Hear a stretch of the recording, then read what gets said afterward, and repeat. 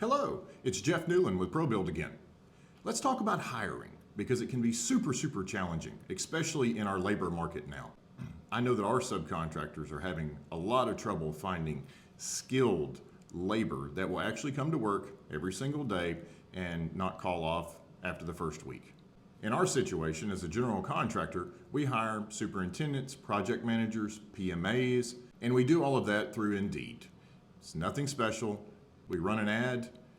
Typically, it takes about 3 or 4 days to get a selection of resumes. We'll go through them all, and then we'll start making phone calls, set up interviews within the next day or so after that, and then we will make it a decision that day.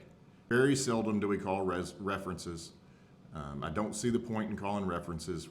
Somebody's going to give me references. I'm not going to give them I'm not going to give them the name of a person that's going to give me a bad review. Okay, so I don't really see the point in that. So some red flags that we do look for is anybody that says that can build anything. They've built it all. They've been in the business for 40 years and they've literally done it all. And not a real big fan of a braggadocious candidate. That does not going to fit in our culture very well. Another red flag is going to be if they have, in fact, we don't even call these candidates. If you've had 5 jobs in the last 6 years and you just started a new position 3 months ago and you're applying with us, we don't want you. We're not looking for short-term employees. We're looking for people that want to come, join our team, be part of our culture, and gain a lot more experience in how to do construction the right way.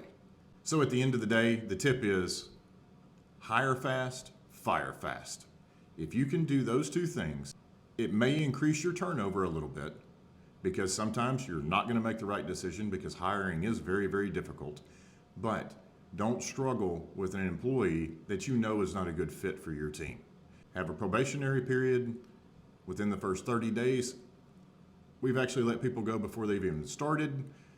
One quick example of that is we thought that we had found a pretty good candidate. He was within our salary budget.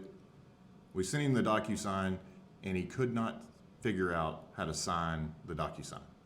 At that point, I pulled the offer letter back and said, sorry, we obviously didn't understand each other on your computer skills or your experience or whatever it was, but if you can't figure out how to sign a DocuSign, then you're not going to be able to help us.